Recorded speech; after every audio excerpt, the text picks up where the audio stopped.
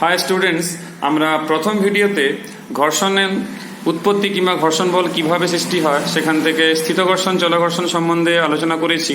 আশা করি তোমরা ঘর্ষণের উৎপত্তি বুঝতে পেরেছো। এখন যেটা আমরা বুঝবো, কেন আগের ভিডিওতে আমরা যা যা শিখলাম পরীক্ষাতে সেগুলো থেকে কয়েকটি সংজ্ঞাই মূলত লাগে, আর এখন আমরা এই সূত্রগুলো শিখব যে ঘর্ষণ বল কিংবা ঘর্ষণ বল সংক্রান্ত কি কি সূত্র রয়েছে। তো আমরা এটা লক্ষ্য করেছি যে দুটি তলের মধ্যে ঘর্ষণ বল ক্রিয়াশীল হয়, তো সেই ক্রিয়াশীল ঘর্ষণ বল কয়েকটি সূত্র মেনে চলে। তো মোটামুটি 15 শতকের প্রখ্যাত শিল্পী বিজ্ঞানী, তোমরা লিওনার্দো দা ভিঞ্চি নাম শুনেছ, উনি সর্বপ্রথম কিছু পরীক্ষার মাধ্যমে কিছু সূত্রগুলো প্রতিষ্ঠা করেন। তো সেই সূত্রগুলো আমরা একটু জেনে নিই।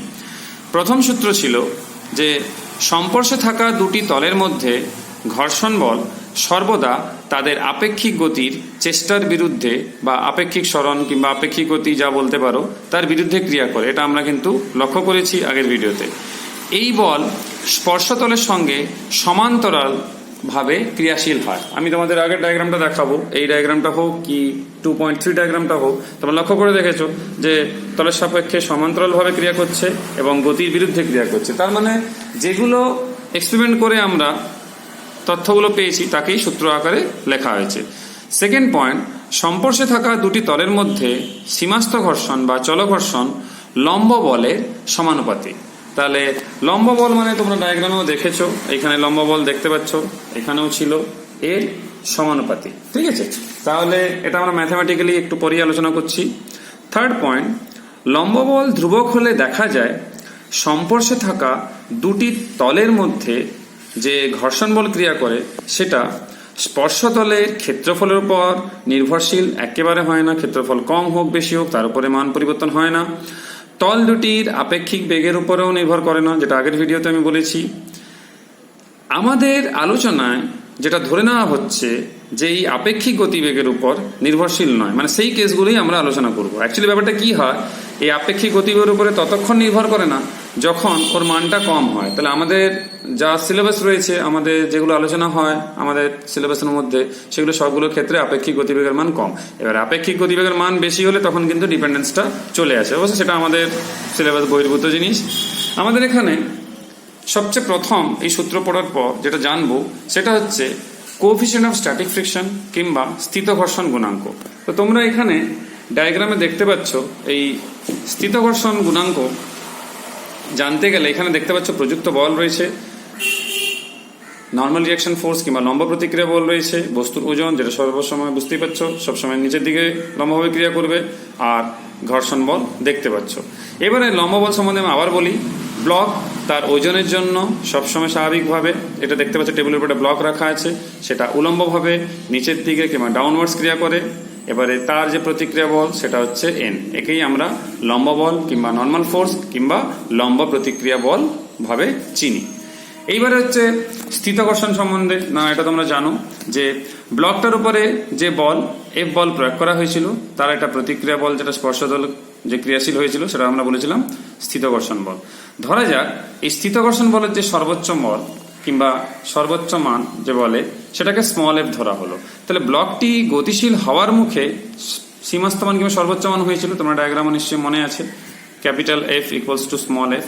তাহলে সূত্র কি বলে না, কোনো বস্তুর ক্ষেত্রে এই যে প্রতিক্রিয়া বল আর এইটা দুটো সমানুপাতিক হবে। তার মানে লম্ব প্রতিক্রিয়া বল এই যে এন আর এই ছোট এফ, মানে যাকে তোমরা সর্বোচ্চ ঘর্ষণ বল বলেছিলে, এই দুটো সমানুপাতিক হবে। তাহলে এই বল দুটি পরস্পরের যে সমানুপাতিক তা কিন্তু সহজে বোঝা যাচ্ছে। এটা কিন্তু আমরা এখানে ডায়াগ্রামেও একটু একটু বুঝেছি। লম্ব বল যত বেশি হবে তত স্পর্শবিন্দুর সংখ্যা বাড়বে, মানে তলের মধ্যে যে স্পর্শবিন্দু সেটা বাড়বে। তার ফলে আসঞ্জন বলের আরো মান বাড়বে, কারণ বেশি জায়গা দখল করবে তখন, এর জন্য কিন্তু ঘর্ষণ বলও বেড়ে যাচ্ছে, তাই না, বেশি এলাকা দখল করার জন্য। আমরা ইন জেনারেল যেটা বলতে পারি যে মেজের ওপর একটা হালকা বস্তুর তুলনায় একটা ভারী বস্তুকে নড়ানো কিন্তু বেশি কষ্টকর, তাই না। তাহলে এখানে এফ সমানুপাতিক এন বলতে পারি, যেখানে লম্বা প্রতিক্রিয়া বল হচ্ছে এন আর এফ বুঝতেই পারছো যে ঘর্ষণ বলটা ক্রিয়া করছে, যাকে তোমরা বলেছিলে সীমাস্থ ঘর্ষণ বল আমরা বলেছিলাম।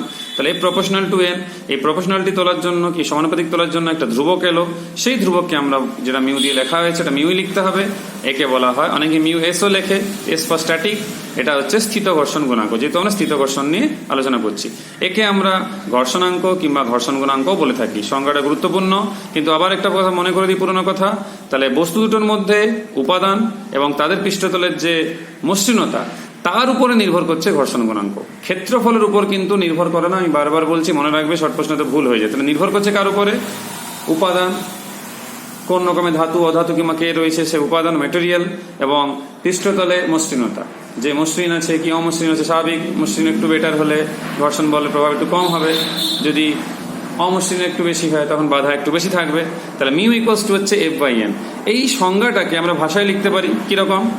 সংস্পর্শে থাকা দুটো তলের মধ্যে সীমাস্থ ঘর্ষণ ও লম্ব যে বল, তাদের অনুপাতকে আমরা বলে থাকি স্থিত ঘর্ষণ গুণাঙ্ক। কেন অনুপাতই হচ্ছে? তাহলে অনুপাত হওয়ার জন্য একই জাতীয় রাশি, বল বাই বল, তাই এদের কিন্তু কোনো একক কিংবা মাত্রা থাকে না। তাহলে মনে রাখবে, শর্ট প্রশ্নতে লাগবে।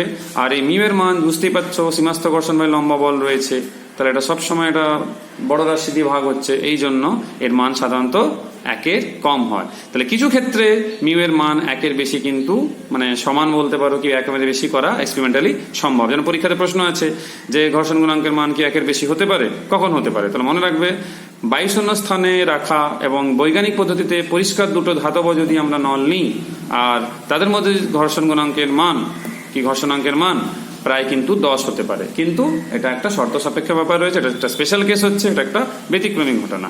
তাহলে যেমন ধরো এখানে একটা উদাহরণ রয়েছে, তামার তলের মধ্যে ঘর্ষণ গুণাঙ্কের মান 1.6 আছে, কিন্তু দুটো কাঁচের তলের মধ্যে ঘর্ষণ গুণাঙ্ক মান 1। তার মানে কি জেনারেলি একের কম হয়, একের বেশিও কিন্তু করানো সম্ভব।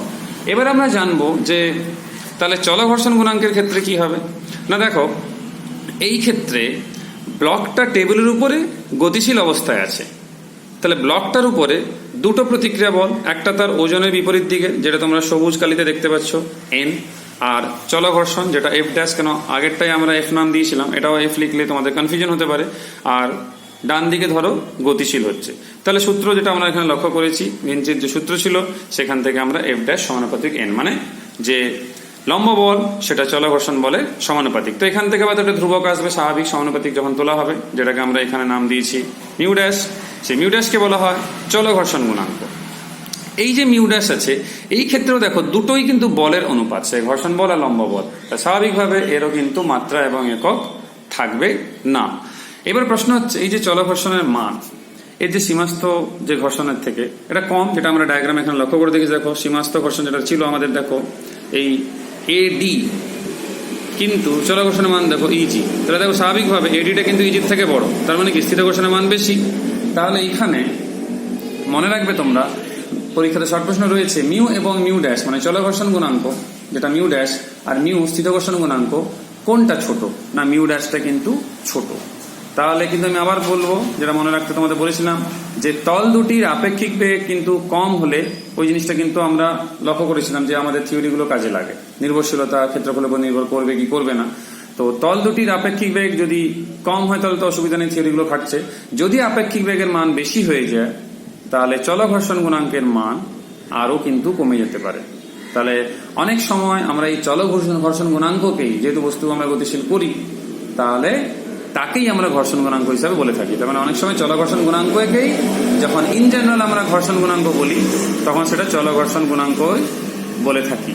তাহলে চল ঘর্ষণ গুণাঙ্কের এখান থেকে সংজ্ঞা আমরা দিতে পারি, যেটা আমরা এখানে লেখাও ছিল, mu dash equals to F dash by N. এখান থেকে বলতে পারি যে সংস্পর্শে থাকা দুটি তলের মধ্যে চল ঘর্ষণ এবং লম্ব প্রতিক্রিয়া বলের অনুপাতকে আমরা চল ঘর্ষণ গুণাঙ্ক বলে থাকি। এবারে আমাদের এই ভিডিওর লাস্ট যে টপিকটা রয়েছে সেটা হচ্ছে অমসৃণ তলে বস্তুর গতি। ধরো একটা মসৃণ তল, তো সেই ক্ষেত্রে তো ঘর্ষণ গুণাঙ্ক শূন্য হয়ে যাবে যদি পারফেক্টলি মসৃণ হয়ে যায়। এবার যদি অমসৃণ তল যেহেতু, তো সেখানে যদি আমি যেরকম ধরো, যদি এটাকে আমি অমসৃণ তল ধরি, তাহলে এখানে এই মার্বেল টুকরোটাকে আমাকে গতিশীল করার জন্য আমাকে একটা বল প্রয়োগ করতে হচ্ছে।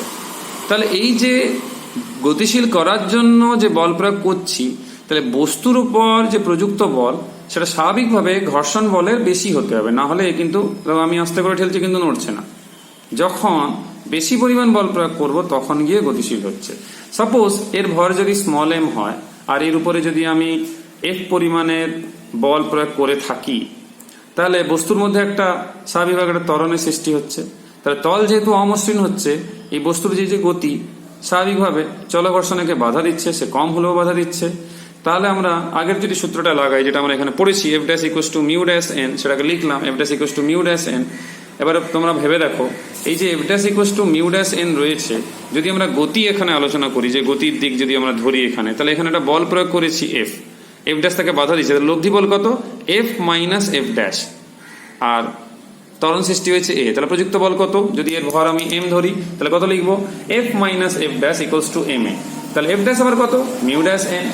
তাহলে এখান থেকে আমরা ইজিলি এ কিংবা ত্বরণ বের করতে পারি। কিছু অঙ্ক রয়েছে যেখানে তোমাদেরকে ত্বরণ বের করতে হবে, তো এখানে মান থাকবে, সেগুলো বসিয়ে দেবে। তোমাদের এখানে বইতে অনেকগুলো অঙ্ক রয়েছে, যেরকম এখানে উপাংশ বিভাজন করা অঙ্ক, এগুলো তোমাদের যদি কারো কনফিউশন হয়, যেরকম এই অঙ্কটা খুবই ভালো কনসেপ্ট ক্লিয়ারের জন্য। এখানে যে বলটা প্রয়োগ করা হয়েছিল, যে এখানে একটা দড়ি আছে, টি দেখতে পাচ্ছ না, একটা টান বল ক্রিয়া করছে, একটা দড়িকে 30 ডিগ্রি কোণে, যেখানে থিটা ধরা হয়েছে, এখানে মান নিশ্চিত থাকবে, দেখো থিটা রয়েছে, মানে 30 ডিগ্রি রয়েছে, এই দিকে এরকম করে টানা হচ্ছে আর কি। তো স্বাভাবিকভাবে টি দিয়ে আমি যখন টানবো, তার তো দুটো উপাংশ থাকবে, এদিকে একটা উপাংশ ক্রিয়া করবে টি সাইন থিটা, এদিকে একটা উপাংশ ক্রিয়া করবে টি কস থিটা, আর এখানে একটা এফ ড্যাশ থাকবে, সেই এফ ড্যাশ ইকুয়ালস টু আমরা পড়েছি আগে, ও মিউ ড্যাশ এন, সেটা স্বাভাবিকভাবে ক্রিয়া করবে। তো তোমরা এই উপাংশগুলো বিভাজন করবে, যেটা তোমরা ভেক্টরে শিখেছো। তারপরে ব্লকটা যেহেতু স্থির অবস্থায় আছে, তার স্বাভাবিকভাবে এইদিকে যে বলটা ক্রিয়া করছে, যে T cos theta minus mu N, সেটা স্বাভাবিকভাবে শূন্য, নাহলে তো গতিশীল হয়ে যেত। তারপরে ফর্মুলা বসে উত্তর বের করবে। এরকম অঙ্ক আমাদের যেহেতু অ্যানুয়াল এক্সামে আর হ্যাপিলি এক্সামে আসে, তারা তোমার এই উদাহরণগুলো ভালো করে দেখবে, তারপরে তোমরা অনুশীলনী অঙ্কগুলো করতে পারবে।